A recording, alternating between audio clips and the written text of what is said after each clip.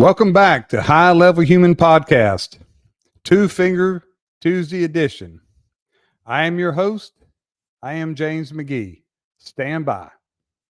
High Level Human Podcast, a production of the James McGee Show, with your host, James McGee. He pulls no punches. He's in your face, and he keeps it real.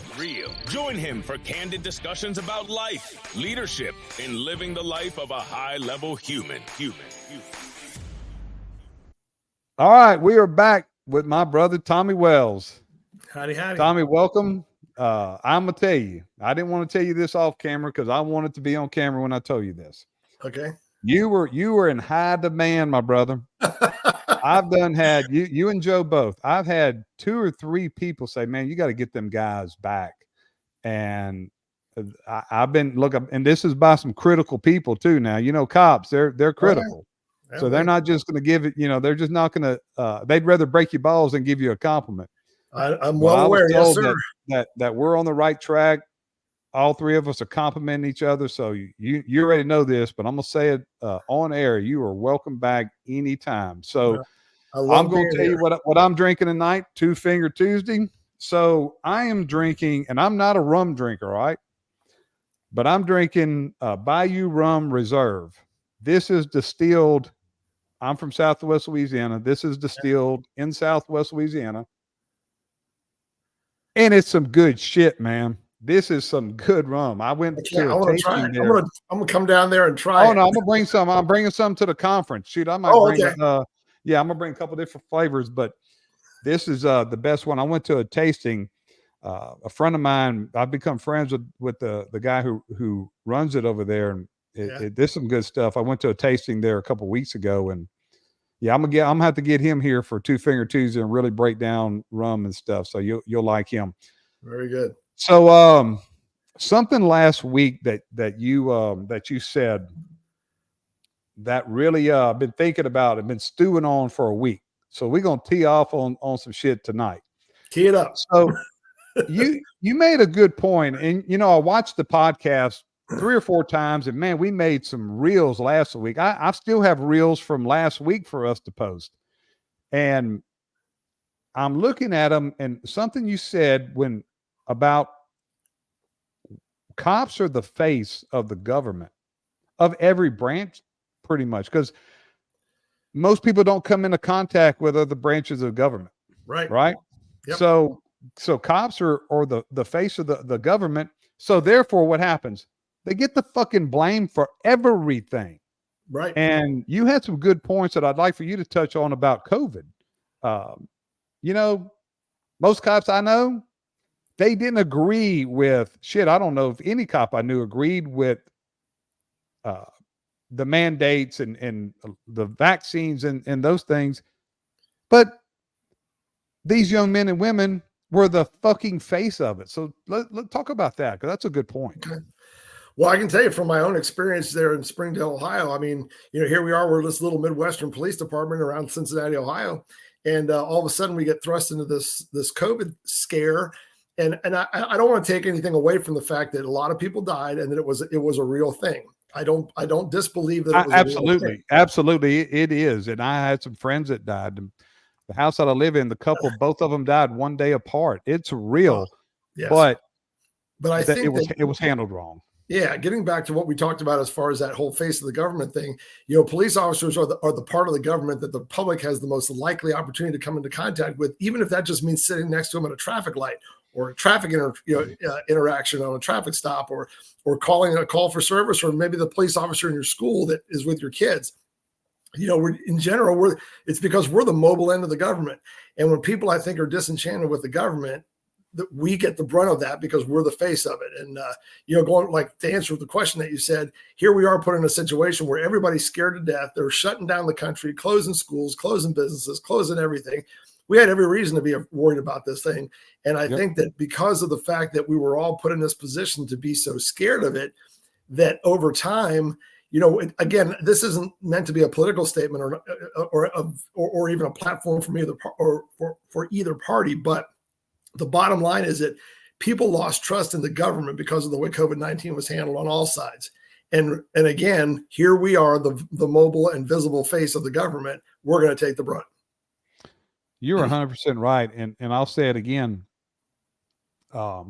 Most cops that we know didn't agree with those stances, but they still carried themselves professionally, supported and did their job, and whatever they were forced to do by law, they did. But that we talk about the recruiting crisis, and we've talked about, when we talk about the recruiting crisis, we mostly talk about the use of force incidents and the George Floyd stuff. I think COVID played a pretty big role in it too. Oh, I agree totally. Here's what people, I think a lot of people, when they hear this statement, I've had people say, oh, you know what, that makes total sense.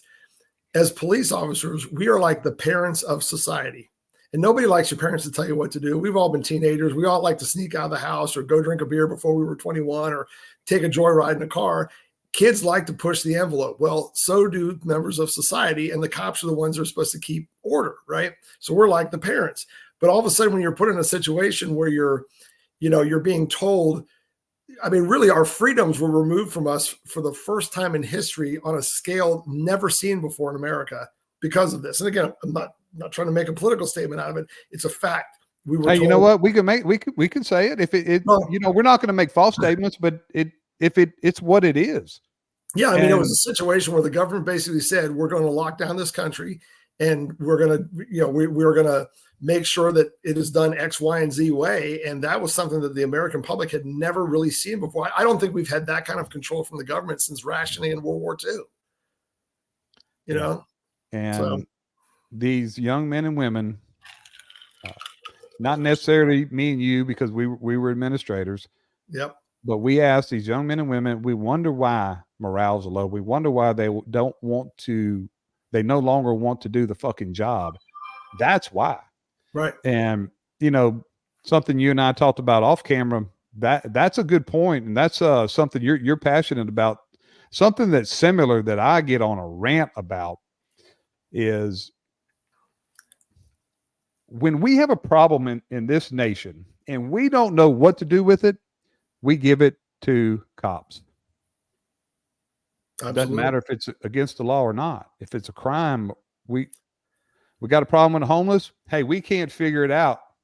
The people in the ivory tower can't figure it out. What do?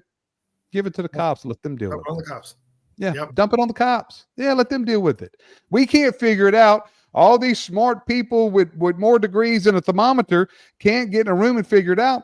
But we want to give it to a 22-year-old with minimum training and pay him damn near nothing in a lot of the parts of the country and let him deal with the homeless problem.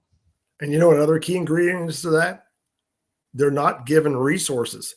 We are expected to solve exactly. the homeless. No, we give it to them and don't give them the resources to deal with it. You're 100% right. We're expected to fix the homeless problem. We're expected to fix mental illness in the United States. We're expected to fix all these different things, violence in the schools. But when it comes to us having solutions, which quite often police do, I mean, that's why we are, we hire the people we do because they're problem solvers and they figure things out and they're really good at it. It's one of the things we do the best. But when you don't have the right support or resources to take that next step, it becomes a Band-Aid. And we've become a Band-Aid society where that's why we keep getting called over and over and over to the same problems, and there's no solution there. Well, mental health is, to me, mental health in this country is the biggest failure in this country. It's a failure, and it causes more problems. That and drug addiction causes more problems that people don't realize. But hey, what do? We don't know. We don't know what to do with the mentally ill. Let's give them to the cops. Oh, we got people with medical degrees. High-paid, high-powered people don't know what to do with the mentally ill. Hey, let's give them to the cops. And that's a problem because you're right. We're not giving the resources to deal with minimum, to get minimum training. There's no facilities. I don't know about where you're at, Tom, but facilities to bring somebody, a mentally ill person that you're dealing with on the street, there's just nothing. But here's the biggest problem with that. Is when you have people, and a lot of your, and same thing with drug addiction. Now we know what to do with drug possession. We know what to do with people who are dealing drugs, but people we're encountering that are strung out on drugs, hopelessly addicted. What do you? So that's a lot of the homeless problem. They're mentally ill and they're drug addicts. And what do you do with them? And then when something tragic happens and somebody loses their life, first thing we want to do, let's put the cop in prison. We didn't give him the resources, and we didn't give him the training, and we didn't give him any support. But he killed somebody. Let's put him in prison. That's bullshit. Yeah. When look, we talk about, again, how do you have a society? Well, you have to have resources and work opportunities, and you have to have a society that has hope in the future. And when our country does nothing but sell jobs to other countries and loan money to other countries, and again, I'm not trying to be political here, but the facts are facts. If you look at any town in America, small towns and big towns, especially like downtowns, look at Portland, look at Los Angeles, look at Chicago, look at little places that are all over the place that you see. I go through these towns in Ohio on the railroad that I work for, and you can see these towns have no economy, some of them, because all the jobs are gone. They've gone to these either big box companies, or they're overseas now or to other countries. If you don't have the ability to sustain a workforce where people can work and earn money for their families, they're going to turn to things like drugs. They're going to turn to things, they're going to feel hopeless. And that is not a recipe for future success of our society. I mean, we're becoming, with every single day, we're becoming a society of people that really have a lot and people that have virtually nothing. And that is an extremely scary prospect, I think, for our future. I mean, this is the greatest country in the world. And we all, as long as we endeavor to take care of each other and live by the Constitution of what was, originally laid out by the forefathers, we can make anything happen. But if we keep letting our politicians sell us down the road for their own good, that is going to be. It's a disaster. It's a disaster. It's a disaster. Yep. And when the only answer is let the cops figure it out, you can't. That's obviously not working. And all you're doing is you're kicking the can, and you're putting these young men, these young women in a very vulnerable situation for their life, or taking the life of someone else when it could be prevented. I'm not saying I have the answers. I'm just old dumb ex-cop. I don't have the answers, but I'm not being paid to get the answers. And my point is I know what the answer isn't. It's not dumping it on the cops every time. That's what the answer should not be. Correct. I mean, really, what we're designed for is to come and restore order. I mean, that order, resolution, and control of chaos is what our job is. And once that's been restored, we should have a network and the ability to then transition to the next long-term solution series of events. Like, for example, if you have a situation where you're constantly interacting with someone that's got either a drug or an alcohol addiction, or something, let's say, of that nature, and you're able to, like we're in Cincinnati area, we have pretty good resources for that as far as homelessness and with drug addiction assistance. Mm-hmm. But you have to be able to make that connection in order to get people the help they need and then sustain them in that so they can go on and be productive later on. If there's no follow through or there's links in that chain that fail, you're just going to be right back to that circle. And here we are again, just putting a Band-Aid on things. That's no solution. So here's another here's another side to that coin. When cops are dealing with the problems that they should not be dealing with, that are not crimes, that they're only dealing with because nobody else will deal with them, what crime is being committed? How many houses are being broken into? How many problems that cops could be tending to, could be patrolling, crimes they could be preventing, but they can't because they're dealing with the problems that they should not be dealing with. Sure. Societal problems. Yeah. They're not. And again, coming back to what you said before, the recruitment issue, how spread thin are we? I mean, you're talking about big city police departments that are thousands of officers short. And you see it all over the country. It doesn't matter if it's where you are or where I am. Everyone's having a problem filling the boots to get people out there. And when there aren't people out there, crime is going to flourish. I mean, we may when we get Joe back, we may really dig into the homeless problem, because I was involved pretty heavy. I'm still a little involved in the homeless ministry that we have here, and I'd sure like to kick that around a little bit and share some ideas on what do you do, because you're a suburb of a big city. I know that Cincinnati has really had to deal with that. Is homeless a big problem there, even though it's pretty cold? Oh yeah.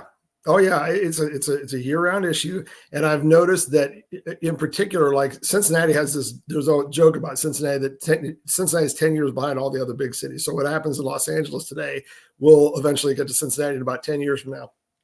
And it's interesting that so much of downtown Cincinnati now is being redeveloped and gentrified with these high-rise. Like they have these areas of town that are the rougher parts of town, let's say, in more urban areas, and all those are being rebuilt into condos and catering to people that have great wealth, and so it forces people out into it's pushing people out into the suburbs. So we're seeing a huge surge of people. What you used to just see downtown, you're now seeing at pretty much every exit ramp in the county are people standing there with signs looking for help, and it's just.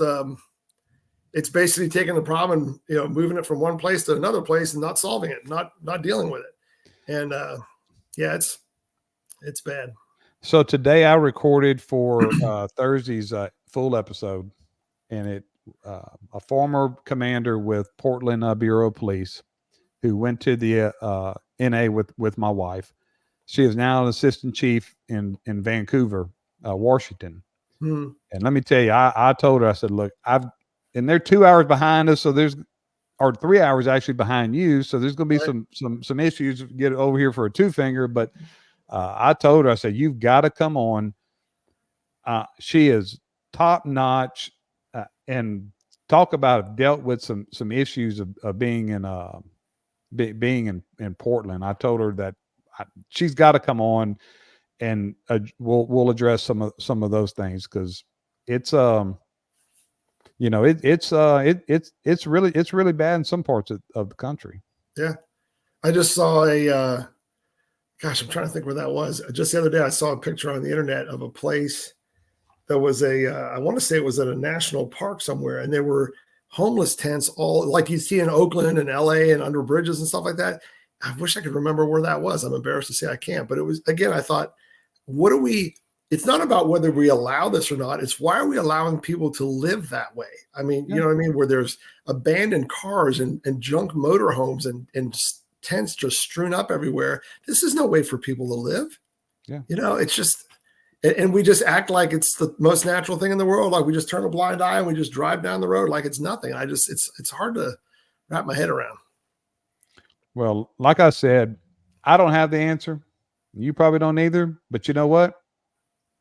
Somebody's being paid to get the fucking answer, and they're not. So somebody and I'm not one of those guys that somebody needs to do something. I'm not doing anything, but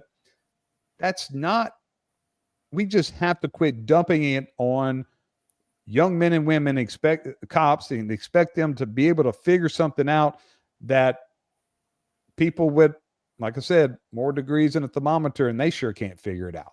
Right. Think about this. Think of the effect on the police, the collective police of the United States, people that are excellent problem solvers, and all of a sudden you give them problems that can't be resolved because they don't have the resources or the tools to solve them. What do you think that does to the problem solver? I know what it does to this problem solver. I've been dealt some in the not so in the pretty recent past, and I couldn't figure it out, and it drove me nuts.